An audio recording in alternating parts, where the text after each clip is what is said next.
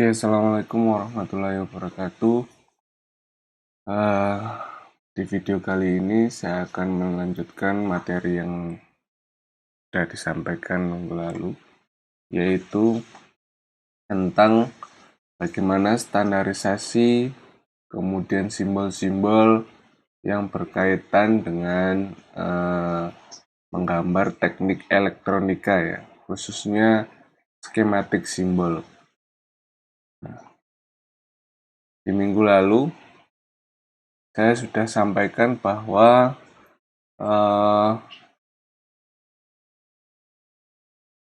semua gambar merupakan suatu alat komunikasi yang dijadikan oleh engineer sebagai alat komunikasi. Oleh karenanya harus ada standarisasi baik cara menggambar maupun cara simbol-simbolnya, secara simbolnya, cara menggambarnya dan simbol-simbolnya, satuan-satuannya, kemudian ukuran-ukurannya itu harus ada standarisasi. Nah, di sini saya akan coba bahas spesifik pada electrical schematic symbol. Apa itu gambar skema elektronik atau elektronik skematik, yaitu sebuah diagram atau simbol yang menunjukkan hubungan elektris secara fungsional saja ya, berdasarkan susunan rangkaian yang spesifik. Jadi gambar elektronik skematik ini skematik elektronika ini hanya menyajikan sebuah diagram yang menunjukkan hubungan elektris secara fungsional. Jadi tidak ada hubungan secara dimensional atau secara real, itu tidak ada. Yang ada hanya menunjukkan fungsionalitasnya. Resistor dihubungkan dengan kapasitor, itu fungsionalitasnya saja, tidak ada kaitannya dengan rangkaian fisik. Nah, ini adalah elektronik skematika elektronika. Nah, kalau single line diagram itu menunjukkan hubungan elektris antar rangkaian atau antar device. Kalau ini antar komponen, menunjukkan antar komponen R resistor dengan kapasitor. Kalau single line diagram ini menyatakan hubungan elektris antar rangkaian elektronik atau sistem elektronik atau sebuah device televisi dengan stop kontak, terus kemudian lampu dengan stop kontak, lampu dengan MCB, itu hubungannya itu menggunakan single line diagram. Kalau kita menggambarnya antar komponen atau menyusun rangkaian elektronika itu menggunakan skematik. Oke. Nah, sebelum masuk ke cara penyajian, semua standarisasi simbol yang ada di skematika elektronika itu terdapat pada buku standarisasi yang dimiliki oleh Perserikatan American National Standard dan IEEE Standard, yaitu ANSI. Ini buku yang sangat tua sekali, 1975, sudah distandarisasi oleh American National Standard, Canadian Standard, IEEE Standard. Ini menyatakan bagaimana penyajian buah simbol elektrikal dan elektronik diagram.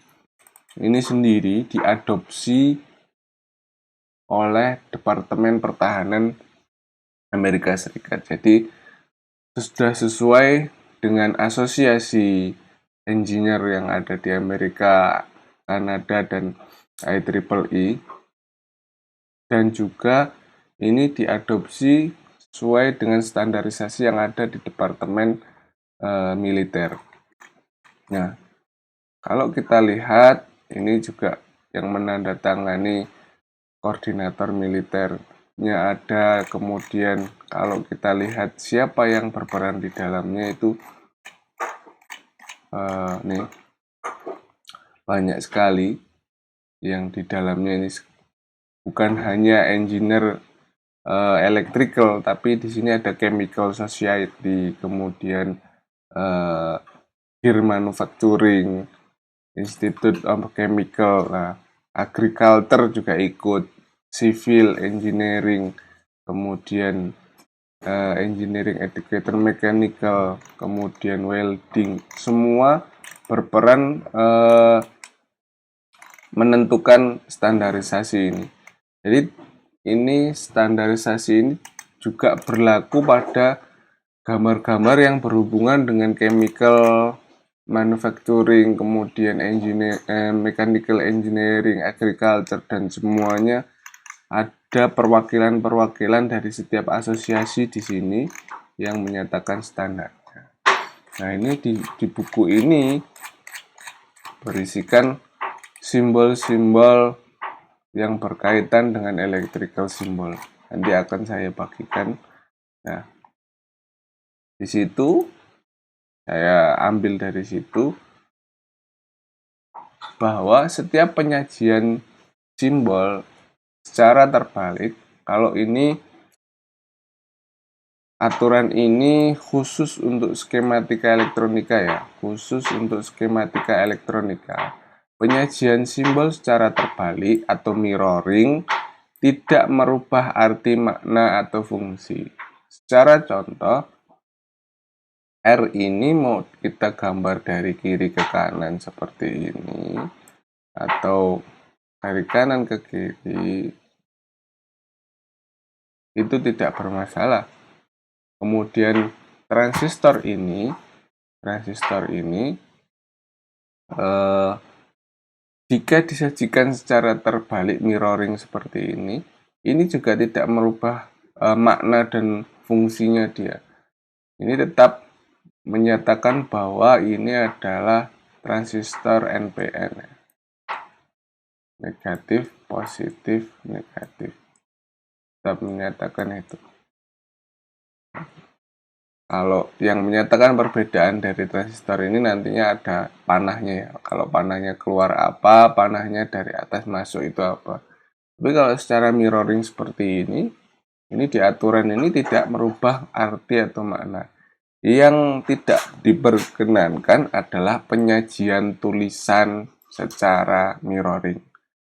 Huruf ya tidak boleh di mirroring seperti ini. Harus secara normali ya. Seperti ini tulisannya, tidak boleh di mirror kalau huruf. Kalau simbolnya diperkenankan disajikan secara mirroring, dan itu tidak merubah makna dan fungsinya sama sekali. Kemudian di dalam beberapa, ini boleh digarisbawahi, beberapa pada kondisi tertentu lebar garis baik tipis atau tebalnya ya, ini tidak mempengaruhi makna. Namun pada kondisi tertentu itu ada penekanan seperti tegangan tinggi dan jalur suplai yang besar, misalkan seperti itu. Jadi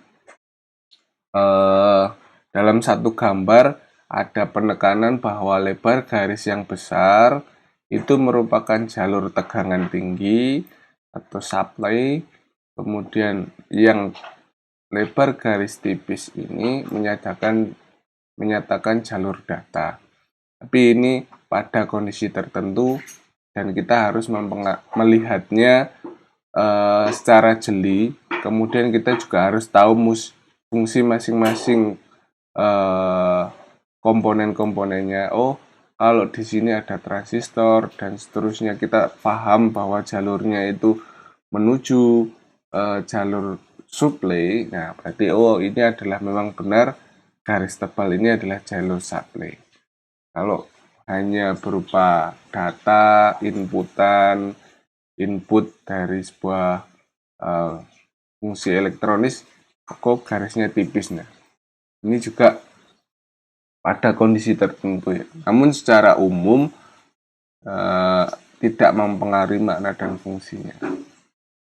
Kemudian di dalam fungsi skematika itu penskalaan atau pembesaran, zooming itu tidak mempengaruhi fungsi dan maknanya sama sekali.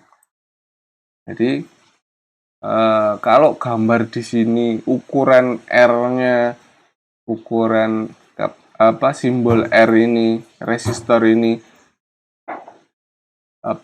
kalian besarkan, misalnya ini ukurannya adalah 1 mili misalkan, dibesarkan menjadi 4 mili secara simbolis besar seperti ini, dibesarkan, ini tidak akan mempengaruhi makna fungsi sama sekali, tidak akan mempengaruhi, kecuali nantinya ada di gambar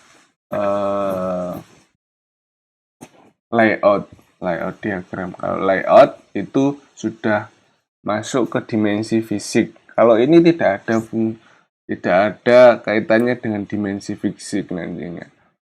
Tapi di skematik ini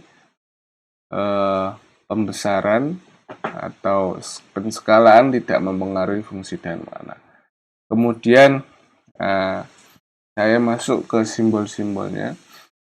Ada menyajikan suatu arah panah.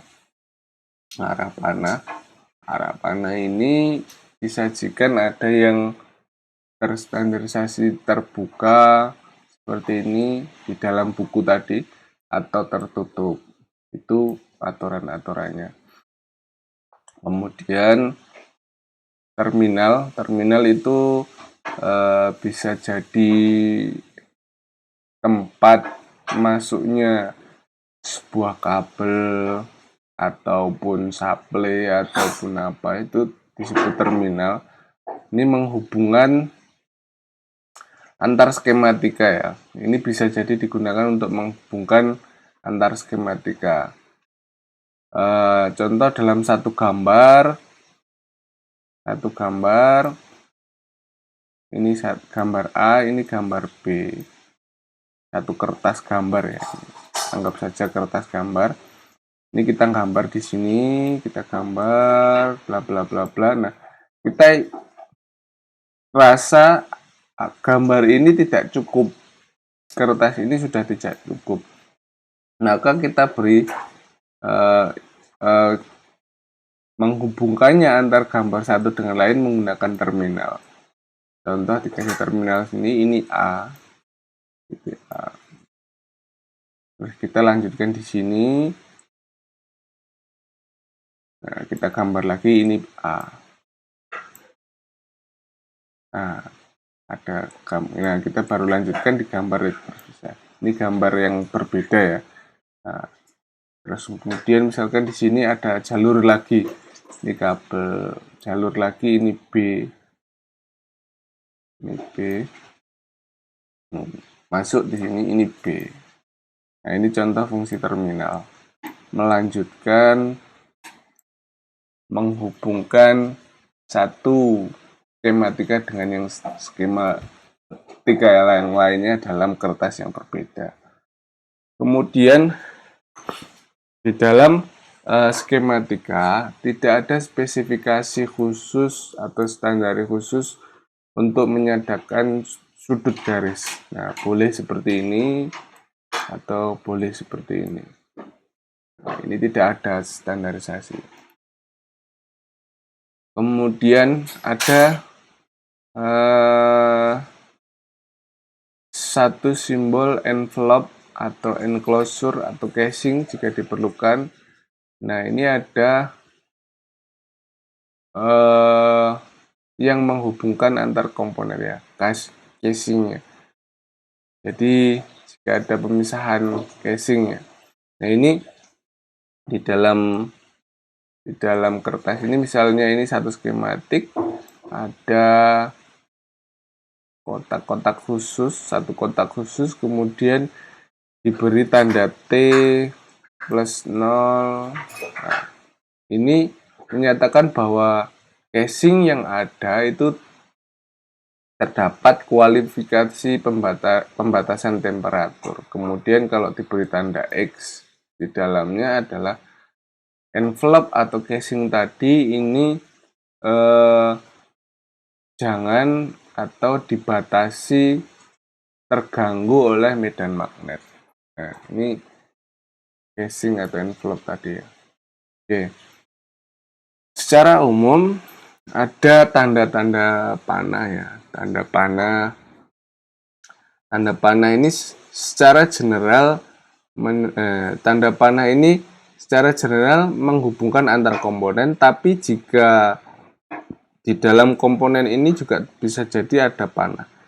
Panah seperti ini menyajikan hubungan atau komponen itu bisa di adjustability, bisa diatur-atur, ada variability, nilainya bisa berubah-ubah. Contohnya adalah secara umum resistor itu disajikan seperti ini simbolnya.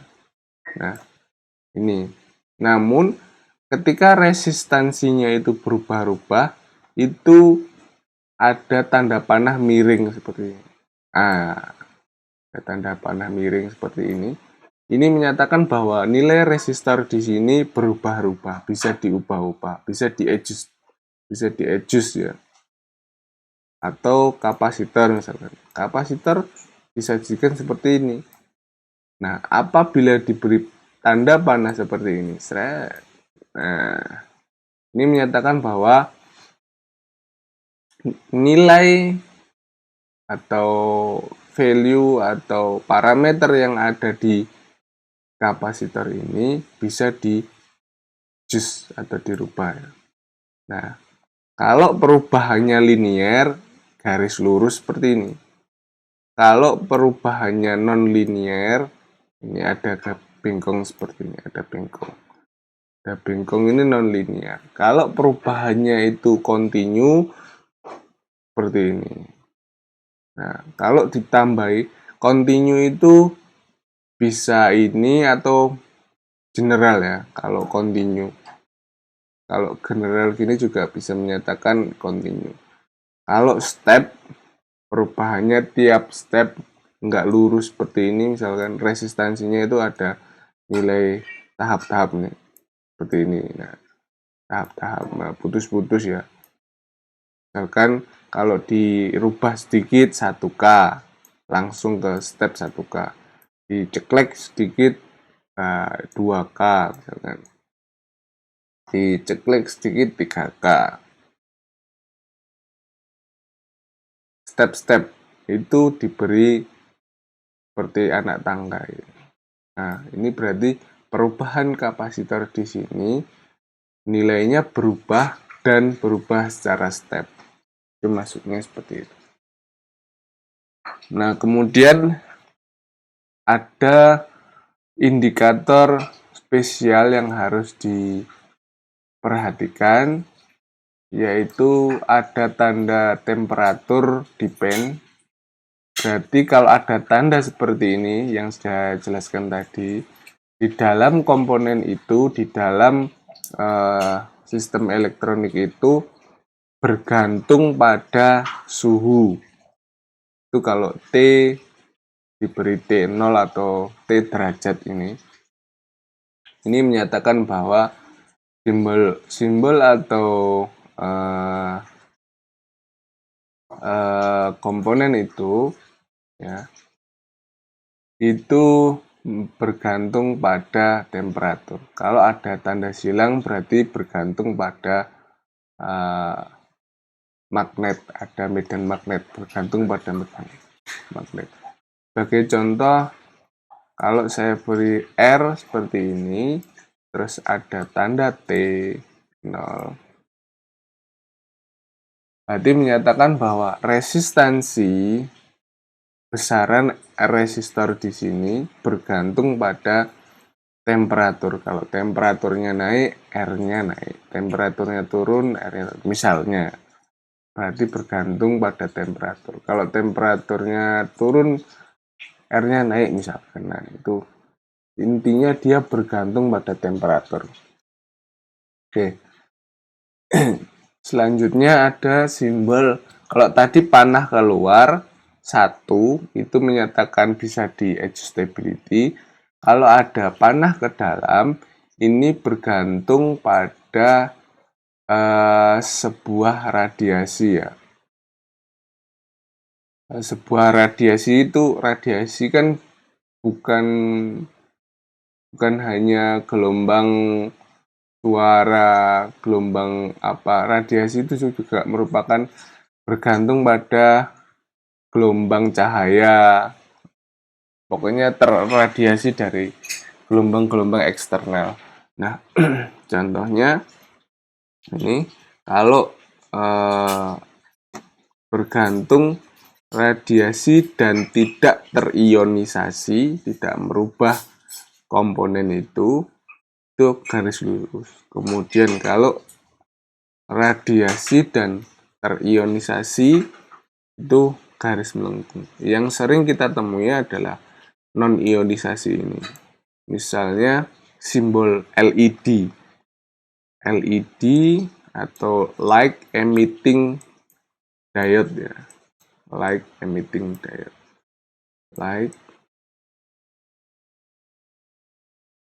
Light emitting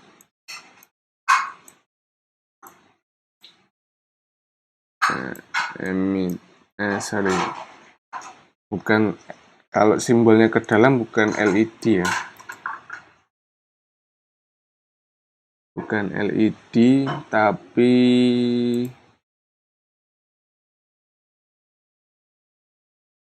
fotodiode, bukan LED tapi fotodiode. Oke, fotodioda, fotodiode.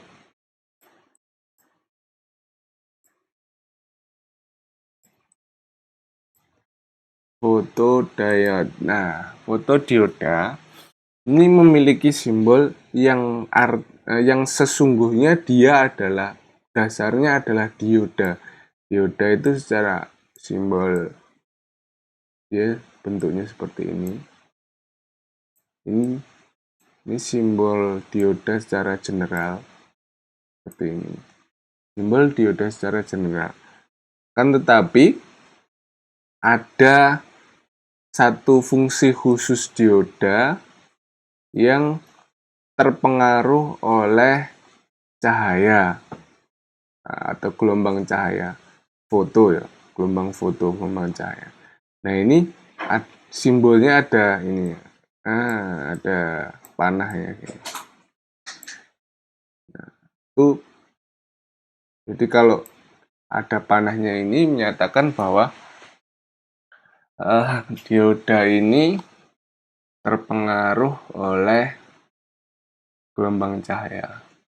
Secara umum fungsinya dioda kan mengalirkan arus searah ya. Harusnya kalau segitiganya ke sana berarti mengalirkan arus searah ke sana. Arusnya dialirkan ke arah sana. Nah, kalau secara ini dioda secara general, tapi kalau fotodiode dia selain mengalirkan arah arus ke sana juga dipengaruhi adanya cahaya. Kalau ada cahaya dan ada arus searah, baru arusnya mengalir searah. Kalau tidak ada cahaya, dia tidak dapat mengalirkan arus. Nah, itu contoh fotodiode. Ada juga fototransistor. Hampir sama, hampir mirip fototransistor. Nah, transistor tadi seperti ini simbolnya misalkan. Nah, kalau secara umum dia itu yang masuk ke sini, yang memicu sini adalah elektris. Nah, kalau fototransistor ini yang memicu panahnya ini panahnya seperti ini. Nah, ini yang memicu adalah cahaya atau yang lainnya. Nah, ini adalah salah satu contoh fototransistor. Oke, kemudian ada simbol yang namanya test point. Ini atau juga disebut terminal tes ya. Nah, ini digunakan untuk kalau kita pengen mengukur, misalkan mengukur tegangan, mengukur sesuatu yang ada di rangkaian itu yang umumnya adalah tegangan, itu diberi, misalkan kita beri tempat seperti ini. Nah, misal ada input dari supply dari terminal blok tadi, ada input ini.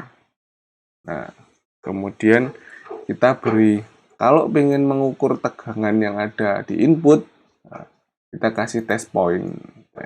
Ini loh tempatnya, ngukurnya di sini. Tes, silakan tes di sini. Nah, ini misalkan salah satu contoh tempat untuk testing point. Selanjutnya, nah polaritas itu disajikan dengan tanda positif negatif seperti ini, atau di beberapa tempat, di beberapa simbol khusus transformer misalkan yang bukan polaritas, yang menyatakan tegangan itu dimulai dari mana, arusnya mana. Ini ada simbol titik, ada simbol silang, ada simbol kotak. Nah, ini menyatakan bahwa arusnya dimulai dari sini. Contohnya ini transformer atau trafo. Kalau ada titiknya di sini dan ini titiknya di sini, menyatakan bahwa arus ini dimulai dari sini mengalir ke bawah. Nah, gini. Mengalir seperti ini arusnya. Kalau ada tanda titik ini menyatakan polaritas juga sih. Tanda kalau fasanya dimulai dari sini, plusnya di sini, bisa secara lebih mudah seperti itu. Ini simbolnya. Kemudian arah arus juga. Arah arus ini disimbolkan dengan panah seperti ini atau panah di dalam garis seperti ini. Kemudian kalau menyatakan selain tanda arus dari sebuah daya atau tegangan, tanda panah ini juga menunjukkan sebuah sinyal atau informasi atau transmisi komunikasi. Kalau komunikasinya searah, ini juga pakai tanda panah satu arah ini. Kalau komunikasinya dua arah, nah seperti ini, tanda panahnya saling bertemu, ini tandanya komunikasi dalam satu jalur ini bisa dilewati sinyal arah ke kanan atau ke kiri dua arah ya, bisa jalur komunikasi dua arah, bisa ke sana, bisa ke sini, bisa arah ke kanan atau ke kiri. Kemudian ini arah berlawanan, simbolnya seperti ini. Oke. Kemudian ini simbol menyatakan jenis arus.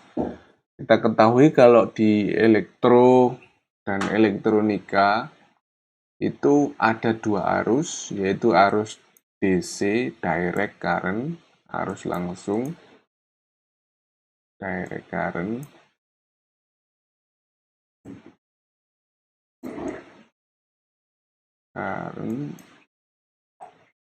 ada ya sudah, direct current atau DC ini ya, kita sebutnya DC. Kemudian ada alternating current atau AC. Nah, ini simbolnya, kalau DC itu sering disimbolkan dengan suatu garis putus-putus yang umum ini, biar membedakan antara kabel atau jalur line ya. Nah, yang sering digunakan adalah ini. Nah, contohnya sebuah baterai, misalnya baterai simbolnya seperti ini. Baterai kan DC ya, sumber DC, ada gini ya. Nah, baterai DC. Kemudian ini menyatakan baterai DC. Kemudian ada simbol AC. Contoh generator dinamo AC. Biasanya ada simbol seperti ini, dinamo, menyatakan dinamo. Terus kemudian diberi tanda seperti ini. Nah, ini menyatakan dinamo AC. Ada tanda ini. Harusnya berarti AC. Oke. Kemudian di elektronika ada simbol supply atau tegangan, ada yang tandanya seperti ini. Ini untuk V+, tegangan positif, atau panah ke bawah seperti ini tandanya V negatif, tegangan negatif. Ingat, di dalamnya ini tidak diarsir ke kotak seperti ini ya, biarkan seperti ini. Kemudian ada yang bentuk tanda panah seperti ini. Nah, ini juga menyatakan tegangan positif atau VSS ke bawah. Nah, grounding kalau arus DC itu kan hanya ada VCC atau V+ dan grounding ya. Atau VCC, V+ dan V-min. Ya, kalau arusnya bolak-balik. Tapi tetap arus arah. Nah, ini ada grounding, itu simbolnya seperti ini grounding. Kalau PE adalah pentanahan. Nah, ini simbolnya seperti ini. Nah, saya kenalkan komponen pasif di materi ini, simbol dan komponen pasif. Ada resistor. Resistor itu terbagi menjadi dua simbol. Ada ini English apa US ya, seperti ini. Saya kenali dulu. Ada dua simbol ini, English atau US, saya lupa.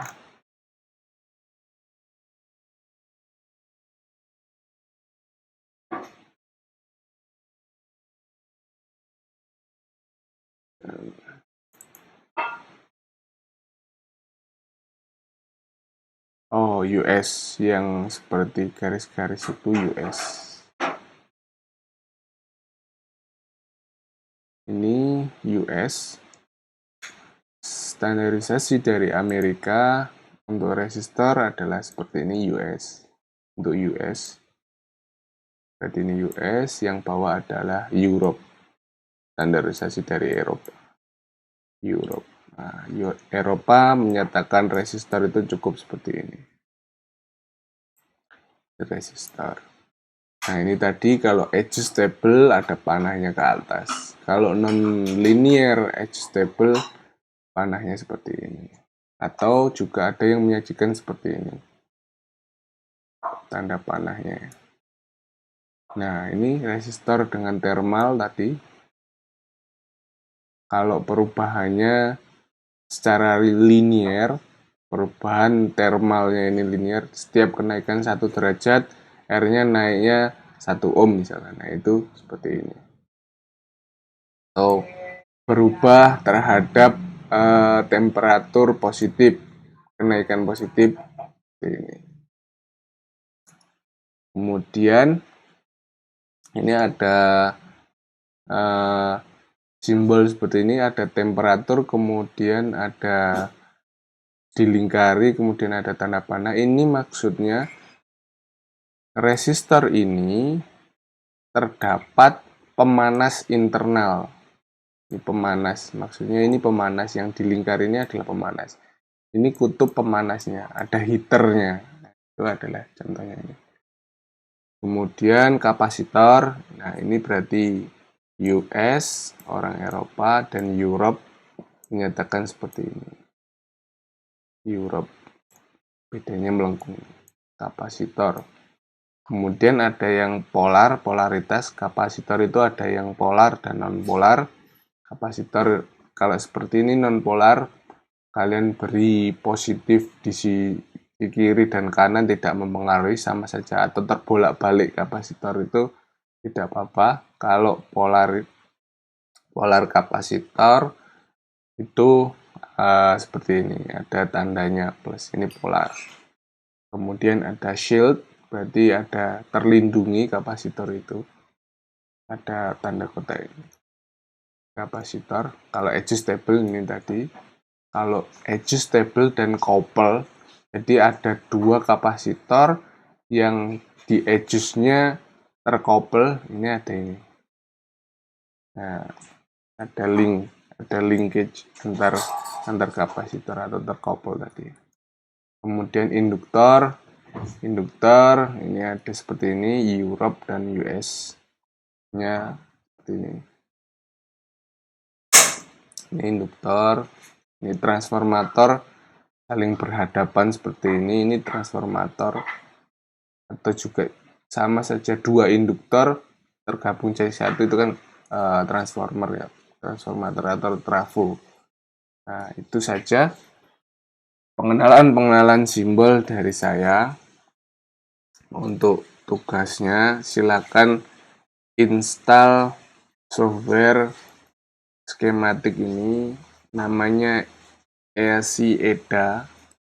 Silakan di sini cari esieda.com, ini free. Silakan ESI-EDA, kemudian download. Silakan pilih OS yang kalian gunakan, Windows, Linux, ataupun Mac.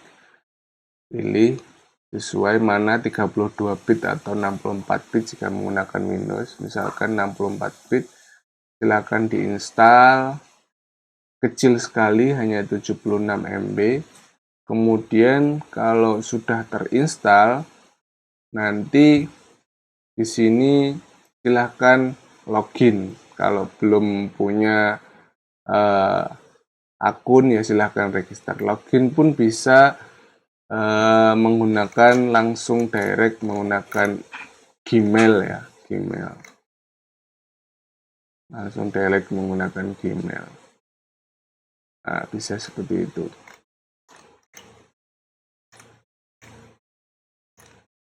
Atau tidak menggunakan Gmail pun bisa. Nah, nanti register, silakan.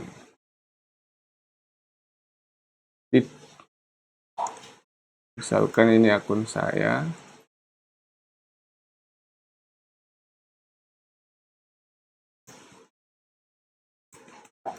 Nah, login nanti. Nah,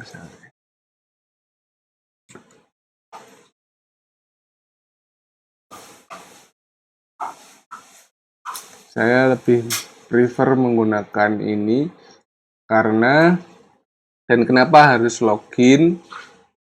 Nah, karena kalau login ini adalah bisa online mode, kemudian kalau tidak login kalian offline mode. Kalau offline itu library-nya terbatas. Kalau online kita bisa mencarinya library simbol-simbol tadi menggunakan terhubung jaringan internet. Nah, ini banyak sekali ini. Banyak sekali. Bahkan dia di software ini sudah terhubung dengan salah satu toko marketplace di Cina sana. Ini komponennya ada, enggak stoknya ada berapa, ini ada. Nah, silahkan ini diinstal. Nanti minggu depan kita bermain-main dengan simbol-simbol ini. Sekian dari saya akhiri. Wabillahi taufiq wal hidayah. Assalamualaikum warahmatullahi wabarakatuh.